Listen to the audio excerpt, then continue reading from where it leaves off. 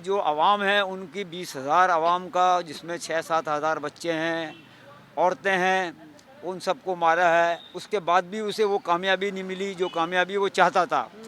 तो उस कामयाबी के नहीं होने से वो अपने आप को डिमोरलाइज समझ रहा है।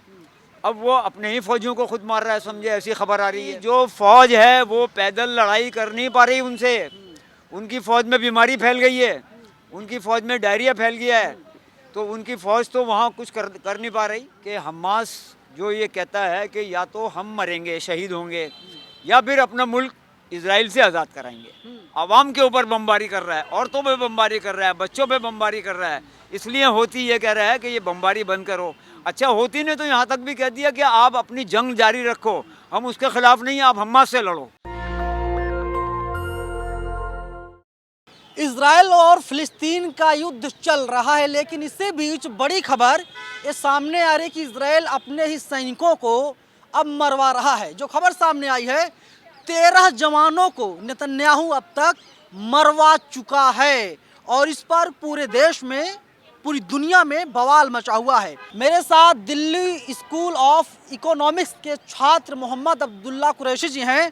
कुरैशी साहब, क्या कहेंगे, अपने ही जवानों को अब इजराइल मरवा रहा है? देखिए, इजराइल जो है ना वो मॉरली जो है ना डाउन हो गया है। हाँ। वो डिमोरलाइज हो गया है। क्योंकि आज तकरीबन 70 दिन होने वाले हैं। उसने हमास को तो किसी भी आदमी को नहीं मारा, किसी भी फौजी को नहीं मारा। वहाँ की जो अवाम है उनकी 20,000 अवाम का, जिसमें 6-7 हज़ार बच्चे हैं, औरतें हैं, उन सबको मारा है। उसके बाद भी उसे वो कामयाबी नहीं मिली जो कामयाबी वो चाहता था। तो उस कामयाबी के नहीं होने से वो अपने आप को डिमोरलाइज समझ रहा है। अब वो अपने ही फौजियों को खुद मार रहा है, समझे, ऐसी खबर आ रही है। तो ये इजराइल की, मैं समझता हूँ ये इजराइल की हार है। नेतन्याहू कहते हैं कि बहुत ताकतवर हैं, उनके पास दुनिया की सारी शक्तियां हैं। नेतन्याहू को तो अगर आप कल की खबर देखें तो अमेरिका ने भी कह दिया नेतन्याहू से कि आप अपने मिशन के अंदर फेल हो। हाँ।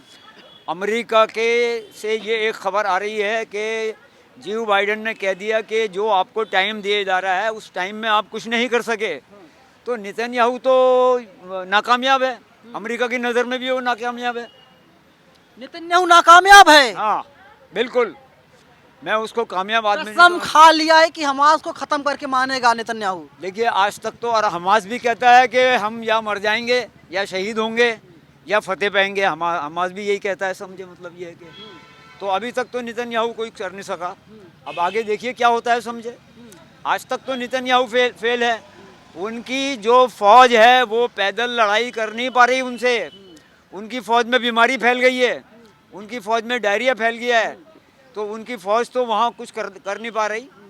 तो वहाँ तो कामयाब वो हैं जो वहाँ हैं, हमास।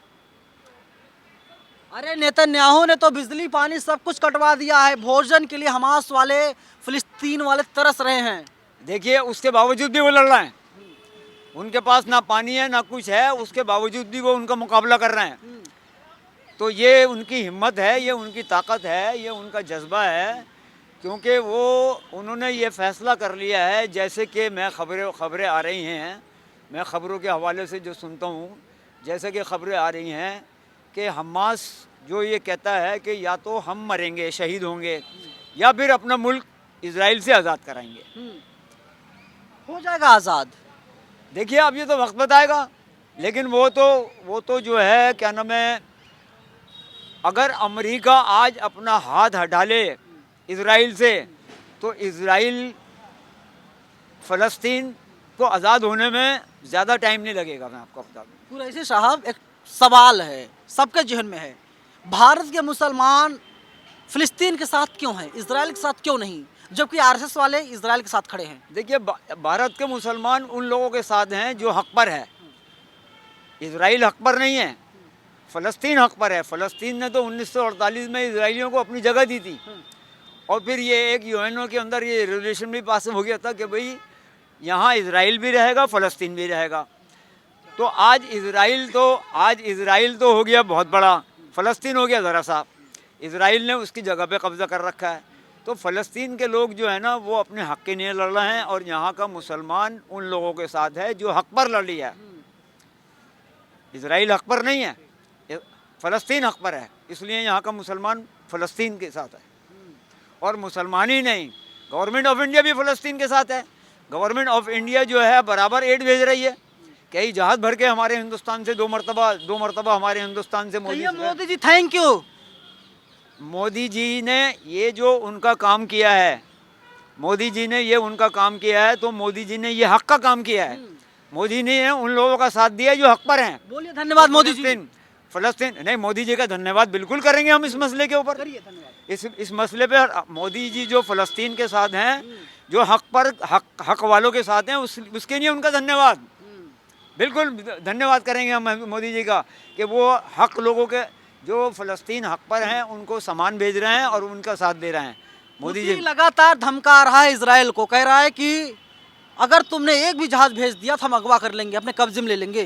देखिए, हूती ये कह रहा है कि इजराइल से कि आप जो हैं वहाँ की आवाम पे जो बम्बार्डमेंट कर रहे हैं, वहाँ की आवाम पे बम्बार्डमेंट आप बंद करें। अगर आप बंद नहीं करेंगे तो हम आपके ख़िलाफ़ कार्रवाई करेंगे।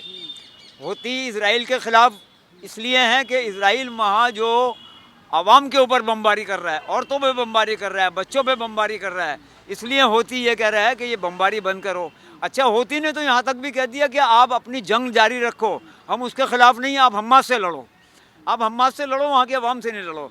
और वहाँ जो वहाँ की आवाम को जो वो चाहिए, खाना चाहिए, जो साजो सामान चाहिए, वहाँ के हॉस्पिटलों पे आप बम्बार्डमेंट कर रहे हैं, वो बंद करो आप, इसलिए हूती उनके खिलाफ है। तो कब तक आज़ादी मिल जाएगी, कोई समय सीमा आपको पता है? क्योंकि देखिए, अमेरिका ने कहा है 31 दिसंबर 2023 तक तुम युद्ध को बंद कर दो, वरना अंजाम बहुत बुरा होगा। किससे? इजराइल से कहा है? हाँ, इजराइल से कहा है। इजराइल से ये कहा है कि अंजाम बुरा होगा। लेकिन एक बात बता दूं मैं आज आपको, आज अमेरिका ये कह दे कि मैं इजराइल का साथ नहीं हूँ, नेतन्याहू को इस्तीफा देना पड़ेगा और नेतन्याहू के खिलाफ केस होंगे। हाँ। और इजराइल जो है ना वो डिमोरलाइज हो जाएगा इजराइल। तो क्योंकि इजराइल के बस का नहीं है कि वो मैदानी जंग लड़े, तो ये है कि वो अगर अमेरिका इससे हाथ हटा ले तो ये तो जंग अभी कल ही ख़त्म हो जाएगी। चलिए, अगर अमेरिका हाथ हटा ले और अमेरिका की जो राष्ट्रपति हैं जो बाइडेन अगर वो आकर के कह दें कि मैं इजराइल के साथ नहीं हूँ, तो नेतन्याहू को सज़ा होगी, युद्ध भी ख़त्म हो जाएगा और इजराइल का नामो निशान नक्शा मिट जाएगा। देखिए ये तो यूएनओ भी नहीं कह रही है कि उसका नक्शा नाम ले। यूएनओ का जो रेजोल्यूशन अगर ये आज अडॉप्ट कर लेते हैं तो उसमें तो ये लिखा हुआ है कि दोनों रहें, इजराइल भी रहें, वो भी रहें। तो ये फ़लस्तीन पॉलिसी पर बातचीत हो, स्टेट पॉलिसी पे तो फ़लस्तीन ने मान रखा है इसको, टू स्टेट पॉलिसी को, लेकिन इजराइल ने मान लिया ना उस चीज़ को, तो समझे। अहंकारी प्रधानमंत्री जो है नेतन्याहू वो मानने को तैयार नहीं है, जबकि फ़िलिस्तीन चाहता है टू स्टेट पॉलिसी पर बातचीत हो, शांति स्थापित की जाए, किसी भी बेगुनाह की जान ना जाए।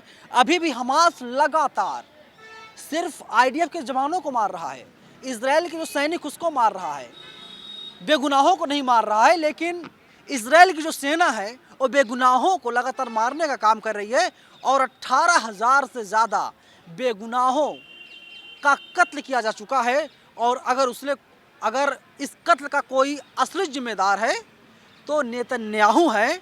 और वहीं अब नेतन्याहू को इस बात का डर है कि अगर युद्ध को रोक दिया जाता है तो नेतन्याहू की गद्दी चली जाएगी और इसका अंजाम बहुत ही ज़्यादा बुरा होने वाला है। क्योंकि मुसलमान जो पूरी दुनिया के हैं वे लोग कह रहे हैं कि अल्लाह के घर देर है पर अंधेर नहीं है, और इसका बदला तो फ़िलिस्तीन लेकर के ही रहेगा। फ़िलहाल पूरी बातचीत पर आप हमें अपनी राय कमेंट बॉक्स में बताइएगा ज़रूर। कैमरा पर्सन आशीष के साथ में नवीन कुमार नंदन, नेशनल दस्तक, दिल्ली। नेशनल दस्तक की आपसे गुजारिश है कि अगर इसको बचाना चाहते हैं तो नेशनल दस्तक को सब्सक्राइब करने के लिए रेड कलर के सब्सक्राइब बटन को दबाएं, फिर बेल आइकन की घंटी दबाएं। नेशनल दस्तक को बचाने के लिए बहुत ज़रूरी है कि हर खबर को शेयर करें, लाइक करें, कमेंट जरूर करें।